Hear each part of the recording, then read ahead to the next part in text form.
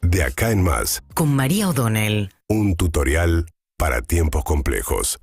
A ver, arrancamos una semana corta pero muy intensa políticamente hablando. ¿Por qué? Por un lado, porque mañana se va a conocer el veredicto de la causa contra Cristina Fernández de Kirchner y otros funcionarios de su gobierno, conocida como la causa de vialidad, en la que le han pedido 16 años de prisión, nada menos el fiscal Luciani, porque la acusó de formar una asociación ilícita y de defraudar al Estado en beneficio de Lázaro Báez, con quien tenía negocios privados.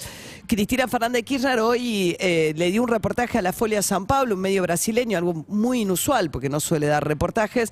El Folha es un medio tradicional de la ciudad más importante de Brasil, tipo el diario La Nación acá, por buscarle algún equivalente.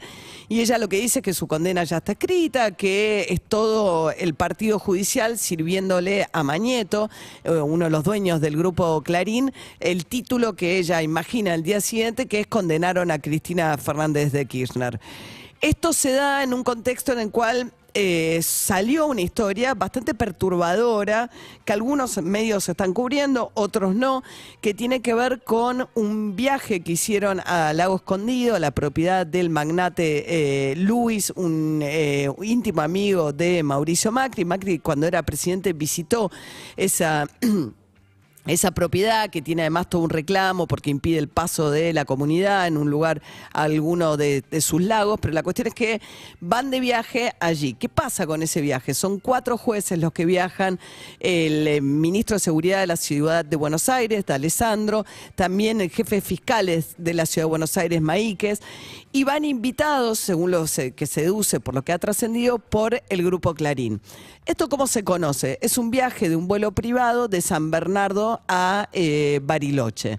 Ese vuelo privado, sus integrantes, se filtra muy convenientemente de parte de la Policía de Seguridad Aeroportuaria, que conduce, obviamente, Glinsky, un funcionario del Gobierno Nacional. La información de qué pasajeros había en ese vuelo se filtra. A partir de ahí empiezan a salir las primeras notas de esta historia. Lo que no se sabía, y es una información que sale después, es quiénes lo reciben a estos jueces y exfuncionarios de la CIDE y funcionarios actuales del gobierno de Horacio Rodríguez Larreta, que viajan a Lago Escondido. Allí, ¿quién los recibe? Los recibe la figura más importante, después de Héctor Mañeto, del Grupo Clarín, que es Jorge Rendo, que eso lo que pone en evidencia es que los anfitriones de este viaje eran los máximos directivos del Grupo Clarín. Uno de los integrantes de este viaje es el juez Ercolini. El juez Ercolini es uno de los jueces permanentemente apuntados por Cristina Fernández de Kirchner, porque entre otras cosas fue el juez que instruyó la causa de vialidad que ahora llegó a la instancia del juicio oral. Esta situación de este viaje es bastante irregular porque obviamente que un poder judicial no puede aceptar viajes, ni invitaciones, ni nada, porque se consideran dádivas, conflictos de interés, etcétera. La cuestión es que después de que se conociera este viaje, hubo un enojo muy grande por parte de los integrantes de este vuelo, que le hicieron saber además privadamente a Glinsky, el titular de la Policía de Seguridad Aeroportuaria, diciéndoles, filtraron el listado de viajes de los integrantes de este viaje particular para perjudicarnos.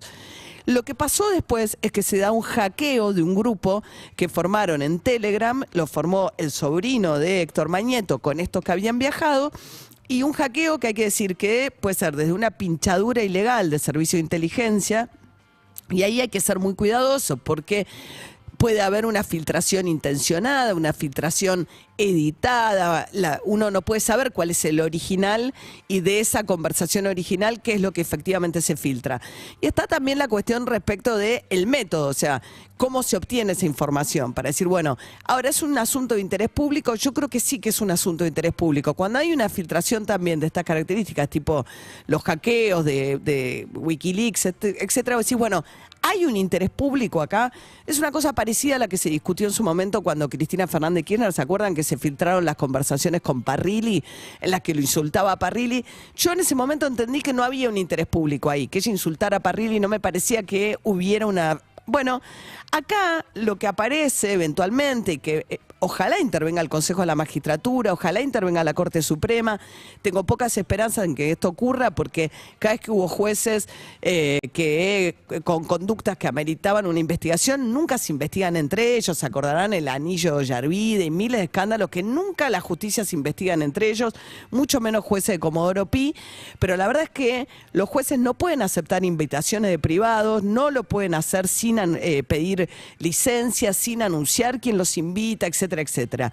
Y si es cierto todo lo que viene después, porque ya ese viaje es inquietante, pero después además empieza esta conversación en la que si es cierto lo que surge de estas pinchaduras o hackeo ilegal, que obviamente que le conviene al kirchnerismo, que obviamente que le viene increíble que esto ocurra justo en la víspera del veredicto contra Cristina Fernández de Kirchner, porque involucra al Grupo Clarín, porque involucra a Ercolini, que intervino en primera instancia, porque involucra a Maí, que es uno de los camaristas que podría intervenir después.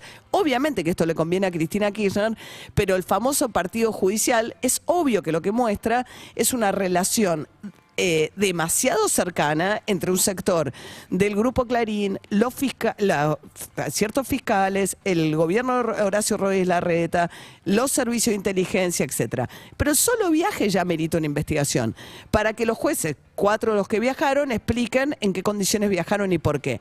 Las pinchaduras lo que muestran es que después ellos tratan de tapar todo esto, evitar que se publique en medio de comunicación, que si se publica, se los publiquen nada más que como víctimas de una filtración y no se cuente toda la historia, y en todo caso es muy inquietante cuando dicen, bueno, en todo caso buscamos una factura trucha, antedatada, para mostrar que ellos pagaron lo que no pagaron, como buscando encubrir sus pasos con documentación falsa. La verdad es que es un gran escándalo, es un asco que siempre esto salte de pinchaduras telefónicas, de organismos de inteligencia, pero hay una explicación para dar en todo esto.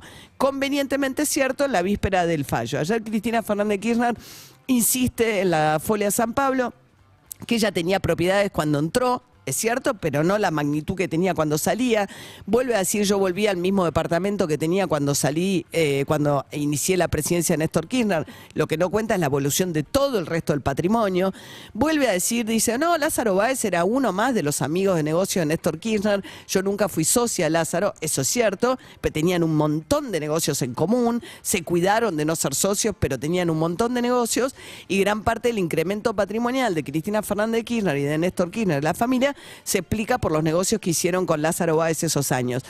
Es muy difícil trabajar en este ambiente periodístico y en este contexto de polarización y tratar de dar información que no esté sesgada por a qué intereses sirve y demás. Pero yo creo que en este momento es un momento muy delicado, muy complicado. Se va a conocer el veredicto contra Cristina Fernández de Kirchner en el día de mañana y se ha conocido también información muy inquietante, que merece ser investigada, que involucra a un sector de los directivos del Grupo Clarín, pero sobre todo los que tienen que dar explicaciones en esto no son los directivos del Grupo Clarín, que en todo caso lo que buscan es tener buenas relaciones con algunos jueces del Poder Judicial, será una cuestión ética de cada uno, pero sino realmente los jueces y funcionarios que viajaron en condiciones en las cuales su propio manual de procedimiento les tiene prohibido viajar, no podrían haber hecho nunca eso.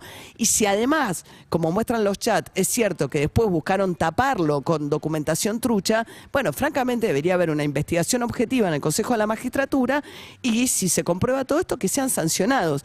Eso no va a pasar, pero en esa mugre nos estamos moviendo por estas horas.